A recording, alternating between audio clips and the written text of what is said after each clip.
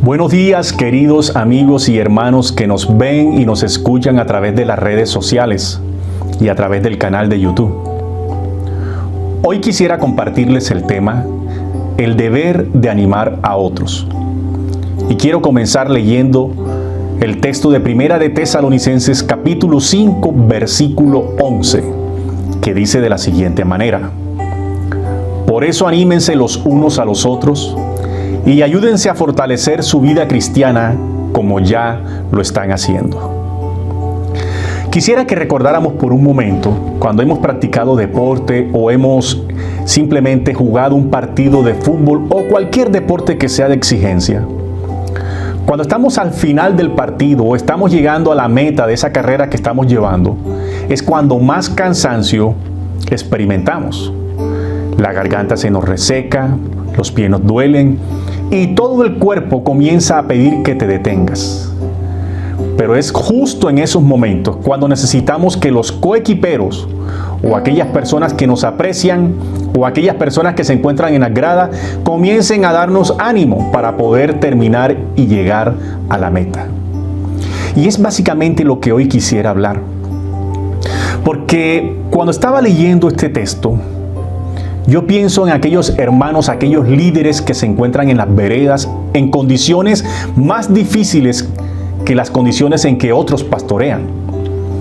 Aquellos hermanos de las iglesias pertenecientes a aquellos líderes o aquellos vecinos que conocemos que les ha tocado en medio de esta crisis soportar grandes dificultades y grandes escasez. Pero han seguido con un ánimo. Yo me les quito el sombrero, admiro lo que hacen. Los trato con respeto porque son un ejemplo de cómo debe permanecer el cristiano en medio de una crisis. Pero si miramos la primera carta de Tesalonicenses, encontramos que Pablo escribió esta carta aproximadamente en el año 50 después de Cristo. Recordemos que Pablo en su segundo viaje misionero, unos meses atrás, había pasado por Tesalónica y había fundado una comunidad cristiana. Recordemos que Tesalónica en ese entonces era una ciudad relativamente grande que tenía al menos unos 200,000 habitantes y se encontraba ubicada en la vía principal que tenía el Imperio Romano, que era la vía Egnacia.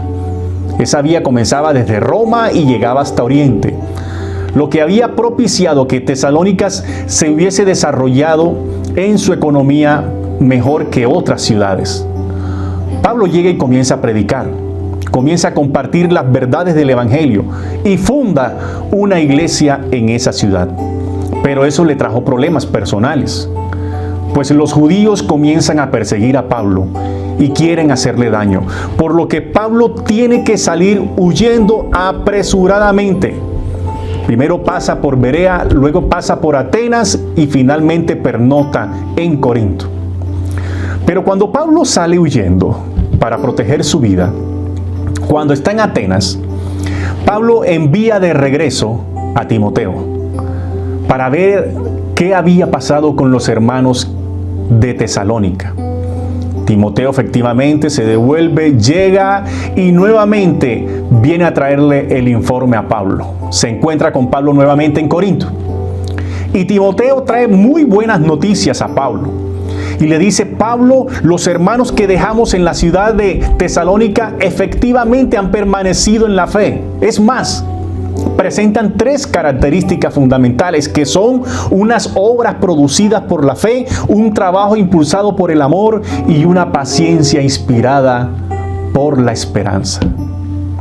Estas 3 características demostraban que la iglesia de Tesalónica era una iglesia fuerte, firme en la fe, una iglesia madura, y que los hermanos pertenecientes a esta iglesia estaban cimentados verdaderamente en el Evangelio.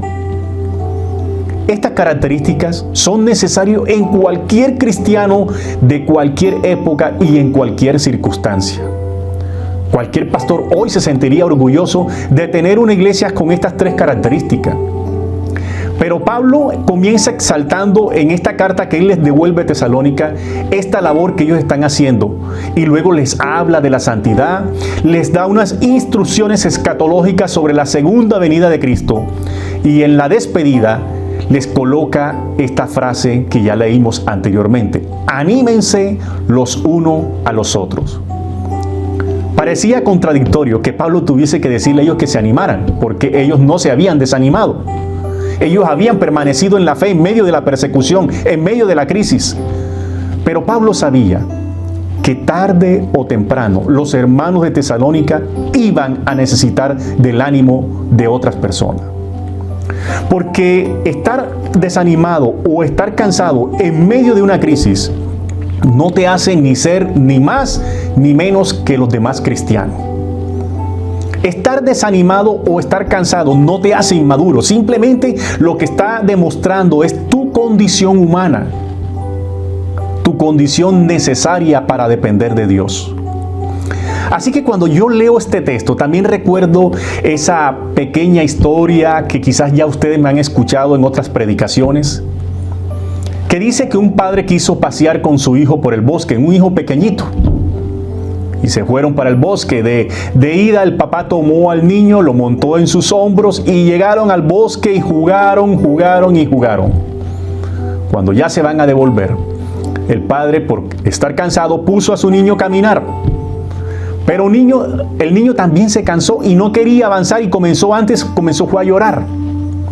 El padre sabiamente fue y cortó una rama, un tronquito. Le quitó las ramas, las hojas, las astillas, y fue donde el niño y le dijo: hijo, te presento con tu propio caballito.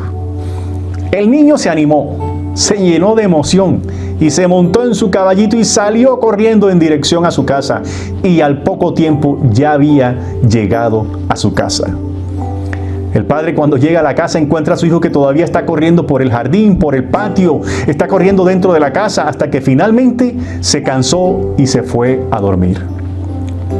Guardando las proporciones de esta historia, muchas veces el Señor a nosotros nos lleva sobre los hombros, nos lleva cargados sobre sus brazos, pero muchas veces también nos pone a caminar.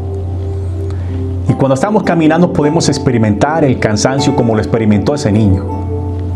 Y es allí cuando necesitamos que otras personas nos brinden un caballito. Ese caballito puede ser una llamada, una palabra de aliento, un mensaje de texto, una canción, un versículo, cualquier cariño que tengan con nosotros. Así que la pregunta que hoy surge en medio de esta palabra es: ¿será que tú y yo estamos necesitando un caballito? ¿O tú y yo conocemos de alguna persona que necesite de un caballito? Si tú en estos momentos estás desanimado, yo te animo a que busques y abras tu corazón con tus líderes, con tus consiervos, con tus amigos, con tu familia, y que le expreses cómo te sientes.